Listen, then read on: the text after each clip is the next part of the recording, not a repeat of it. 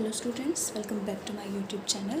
और जैसे कि हम पढ़ रहे थे बायो इनऑर्गेनिक केमिस्ट्री, तो इसमें हमने क्या क्या पढ़ा था? Essential elements, non essential elements, ultra trace elements, bulk elements, ये सारे के सारे हम एलिमेंट्स आपके पढ़ चुके थे।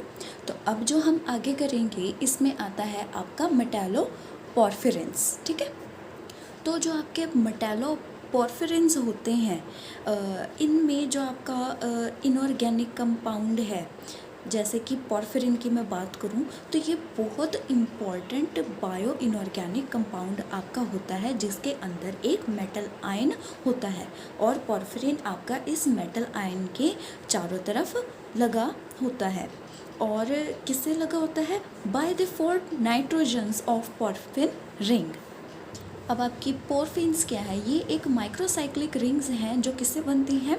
आपकी 4 पायरोल रिंग से लिंक्ड होकर बनती है। और किससे लिंक्ड होती है? By methine bridges. तो आपकी जो पॉर्फिन्स हैं उनमें क्या होता है? माइक्रोसाइक्लिक आपका पायरोल सिस्टम होता है, जिसमें कि double bond, conjugated double bond आपके होते हैं। तो इसका स्ट्रक्चर भी आपको एक बार दिखा देती हूँ कि किस तरह का आपका होता है। तो जो यहाँ पर आप स्ट्रक्चर देख रहे हैं, ये फिगर 2 जो है आपकी पॉर्फिन लिगेंड्स, मतलब जो पॉर्फिन है आपका ये इस तरह से होता है। ये क्या होती है? आपकी एक मैक्रोसाइक्लिक रिंग्स से बनी होती है, जिसमें 4 पायरोल लिंक आपकी आपस में लिंक्ड होती है बाय मीथेन ब्रिजेस। और इसमें क्या होते हैं? आपके कॉन्जुगेटेड डबल बॉन्ड्स आपके होते हैं, जैसे कि आपको इस स्ट्रक्चर में शो हो रहा है। तो इस तरह से आपको इस स्ट्रक्चर को बनाना है, याद करना है। और अगर इस पॉर्फिरिन रिंग में आपका हम मेटल भी लगा दें तो मेटल कॉम्प्लेक्स के साथ आपके पॉर्फिन लिगेंड मेटालो पॉर्फिरिन कैसे बनेगी, उसको भी देखते हैं। ये देखिए, ये है आपका मेटल कॉम्प्लेक्स विद पॉर्फिन लिगेंड या फिर मेटालो पॉर्फिरिन। ठीक है, तो इस तरह से आपके मेटल की बॉन्डिंग इनके बीच में होती है, जो कि 4 आपके नाइट्रोजन से लिंक्ड होता है पॉर्फिन रिंग के। तो ये जो आपकी पॉर्फिन्स होती है, ये किस तरह से एक्ट करती हैं? As tetradentate.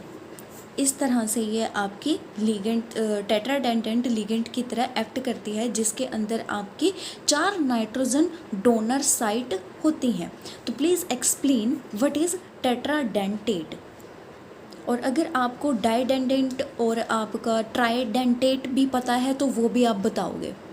और जैसे कि आप स्ट्रक्चर में देख सकते हैं, जो इनमें से आपके 2 नाइट्रोजन है वो क्या है? टर्शरी नाइट्रोजन डोनर पोजीशन पे लगे होते हैं, जो कि क्या फॉर्म करते हैं? कोऑर्डिनेट बॉन्ड फॉर्म करते हैं आपके मेटल आयन के साथ, जो कि क्या करता है?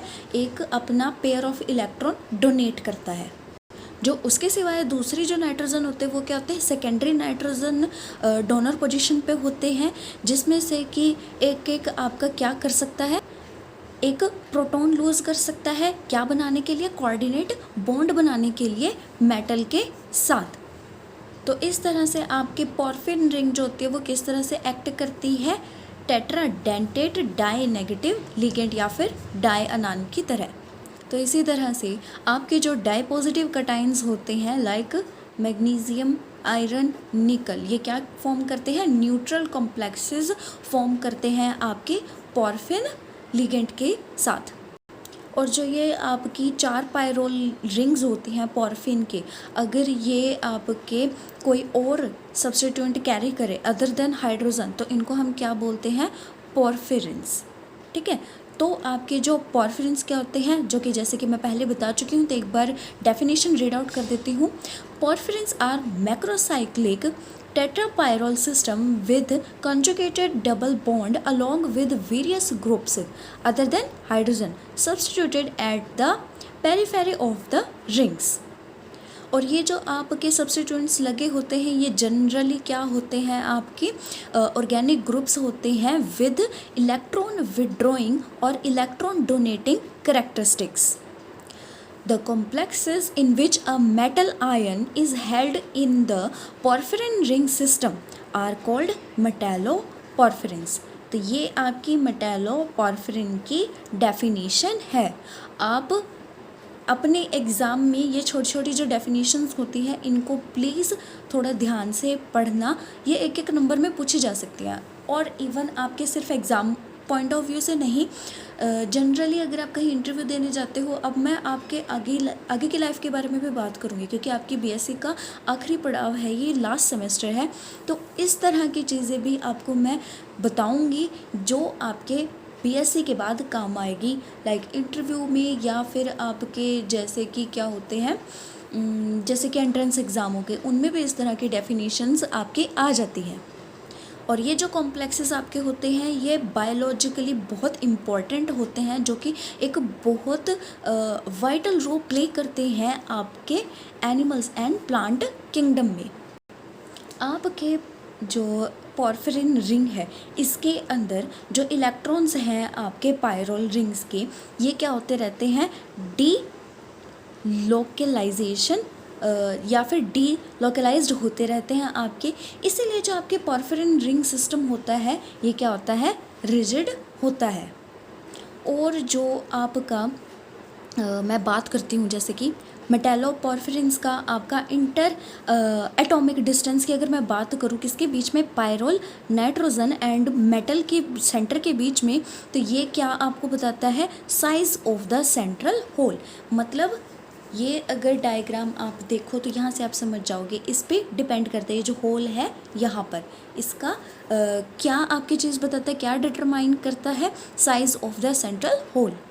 और ये जो आपका सेंट्रल होल होता है इसकी जो साइज़ होता है वो क्या होता है, estimated to be radius 0.201 nanometre. और ये किन के लिए आपका एक तरीके से आइडियल होता है, मेटल्स के लिए, ऑफ फर्स्ट ट्रांजिशन सीरीज़ या फिर लाइटर अल्कलाइन अर्थ मेटल्स। जैसे कि अगर एक मेटल आयन की मैं बात करूँ एप्रोप्रिएट साइज़ के, तो वो किससे सराउंडेड होगा आपका, जैसे कि आपको पता है मेटालोपॉर्फिरिन्स में किससे सराउंड होता है, 4 नाइट्रोजन से पॉर्फिरिन रिंग के, तो ये आपका किस ज्योमेट्री में जाएगा, स्क्वायर प्लेनर की ज्योमेट्री में जाएगा। और जो इसकी एक्सियल साइड्स हैं वो किसके लिए अवेलेबल होगी, फॉर द अदर लिगेंड्स। अब एक्सियल और इक्वेटोरियल पोजीशन आपको क्लियर होनी चाहिए, ये चीज़ें आप स्टीरियोकेमिस्ट्री में पढ़ते हो। अगर आपके मेटल का साइज़ स्मॉलर है, जितना हमें रिक्वायर्ड है उससे स्मॉलर हो, तो क्या होगा, जो रिंग है आपकी अपने आप को क्या करेगी, फिक्स करेगी या फिर रीएडजस्ट करेगी, या फिर ये भी हो सकता है कि वो अपने आप को डिस्टॉर्ट कर ले।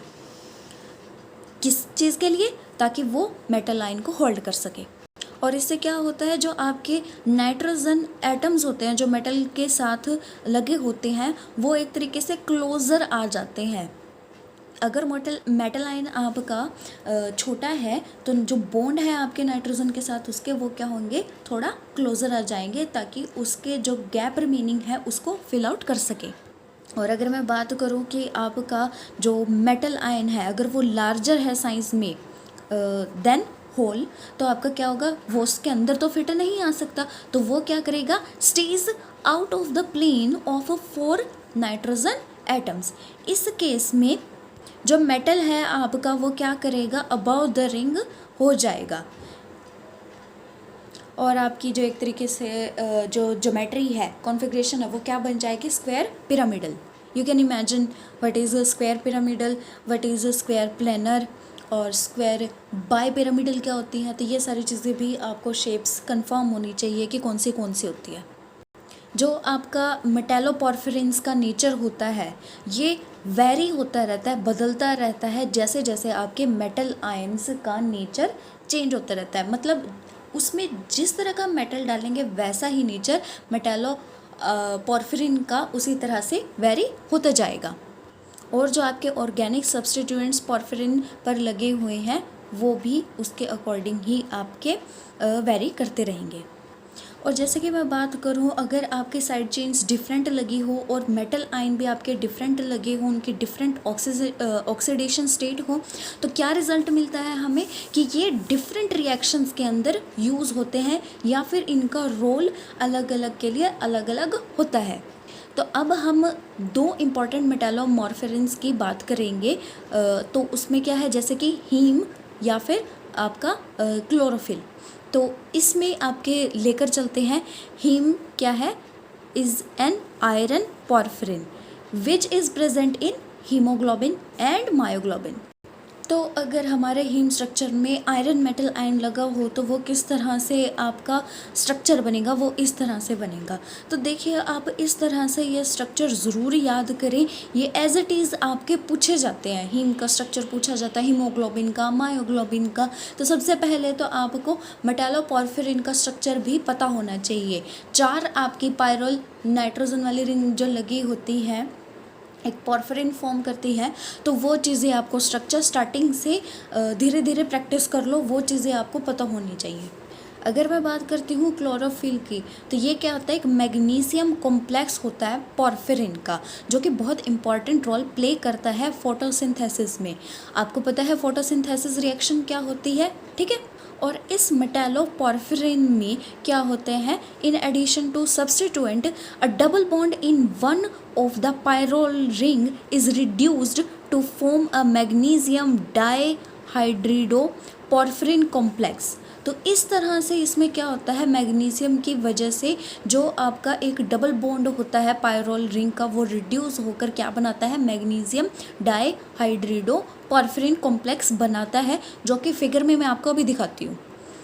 तो ये रहा आपका स्ट्रक्चर जिसमें आपका मैग्नीशियम मेटल आयन लगा हुआ है यहाँ पर।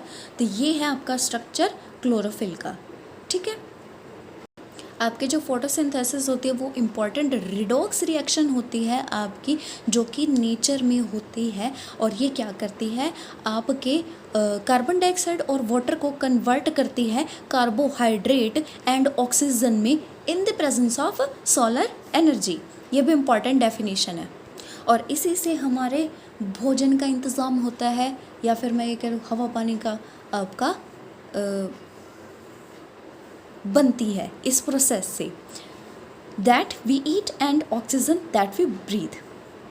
और ये हमने ऑब्ज़र्व किया है कि फोटोसिंथेसिस जो आपकी होती है वो कैसे होती है, 2 फोटोकेमिकल रिएक्शन सेंटर्स के साथ। इसमें क्या है, photosystem 1 PS1 and photosystem 2 PS2।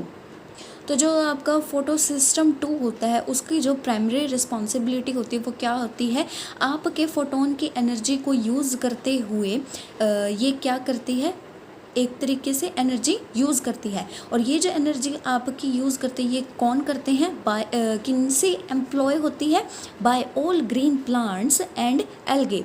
और अगर मैं बात करूँ फोटोसिस्टम 1 की, तो इसका जो फाइनल गोल होता है वो क्या होता है, कार्बन डाइऑक्साइड को रिड्यूस करना कार्बोहाइड्रेट में।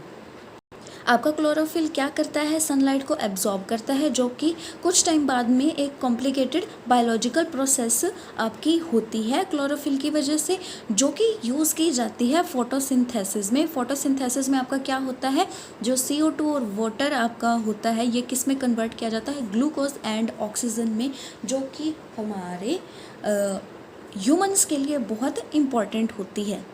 तो ये आपके फोटोकेमिकल रिएक्शन, एक तरीके से क्लोरोफिल वाली जो रिएक्शन आपकी वो इस तरह से है, कार्बन डाइऑक्साइड आपका वाटर क्लोरोफिल की मदद से सनलाइट की प्रेजेंस में क्या बनता है, ग्लूकोज और ऑक्सीजन आपका बन जाता है।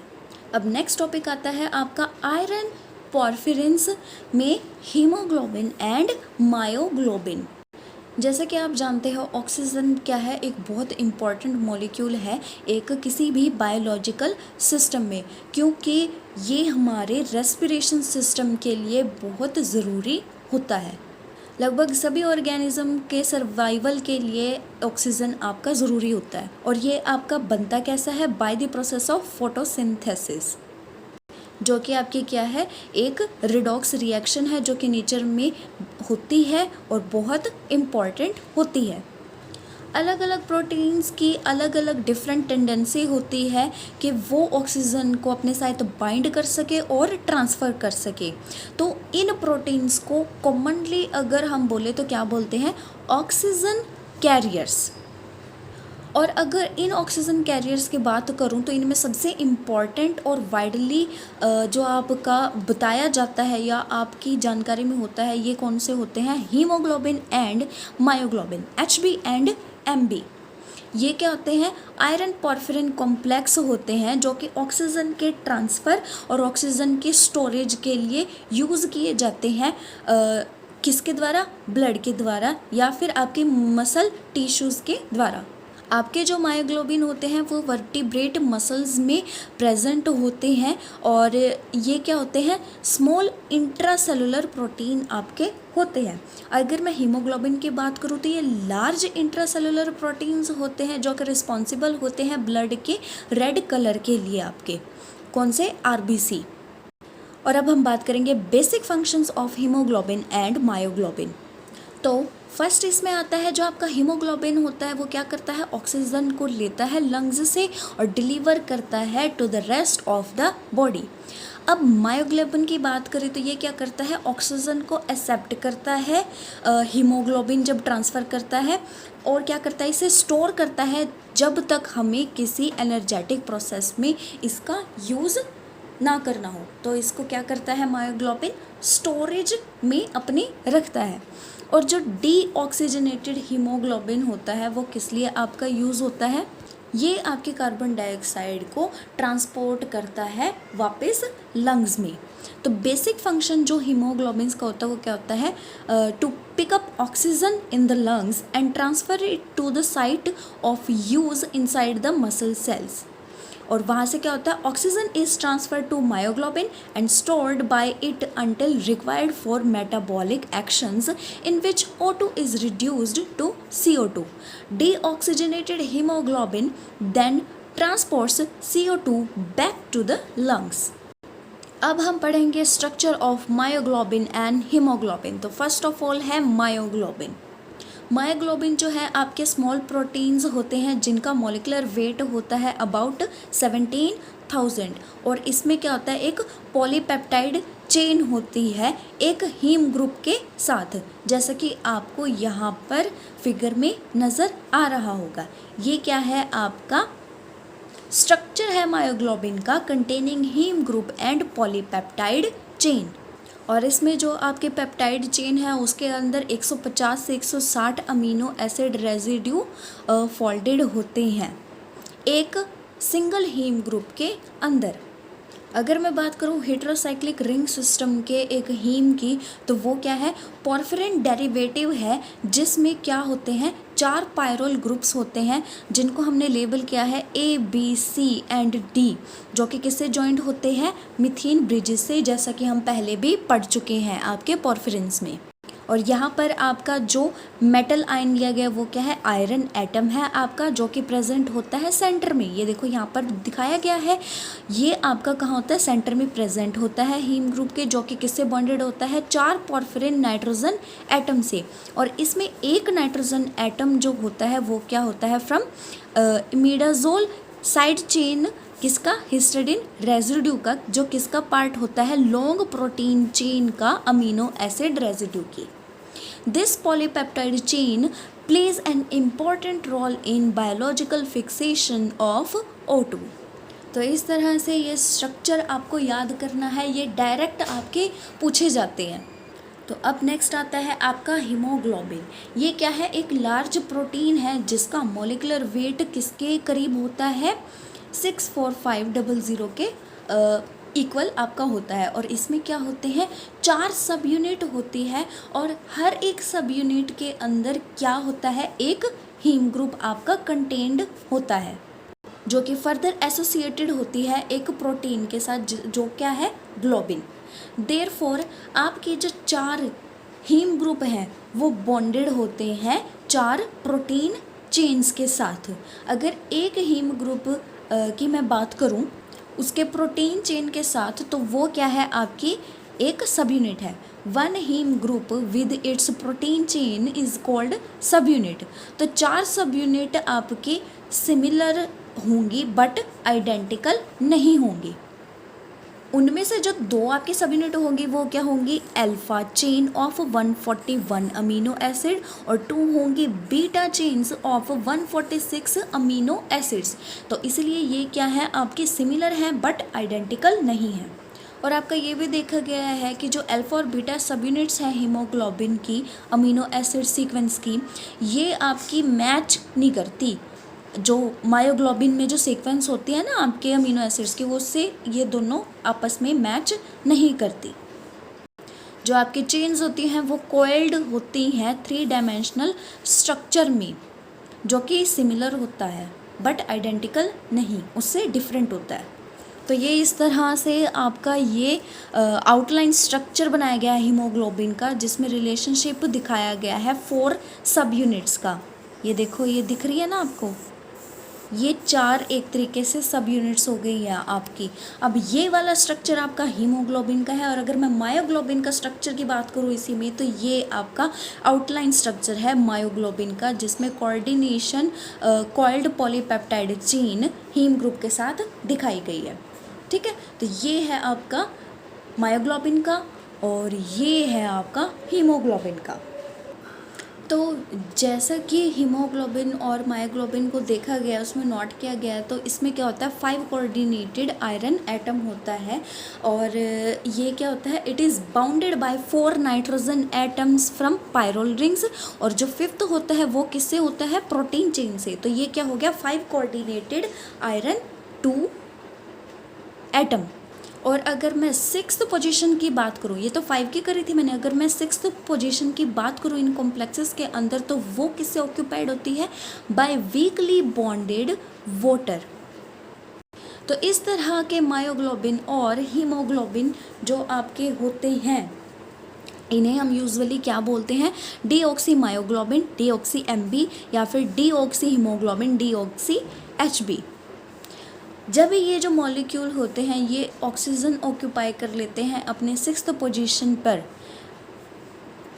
जो कि क्या होती है, हिस्टिडीन चेन के ट्रांसपोजिशन पर लगी होती है, तब इन कॉम्प्लेक्सेस को या मॉलिक्यूल्स को आपको क्या बोला जाता है, oxy myoglobin in case of myoglobin, और oxy haemoglobin in case of haemoglobin. तो यहाँ तक था आपका मायोग्लोबिन और हीमोग्लोबिन का एक्सप्लेनेशन। अब इसके अगले वाले लेक्चर में हम क्या पढ़ेंगे, roles of haemoglobin and myoglobin.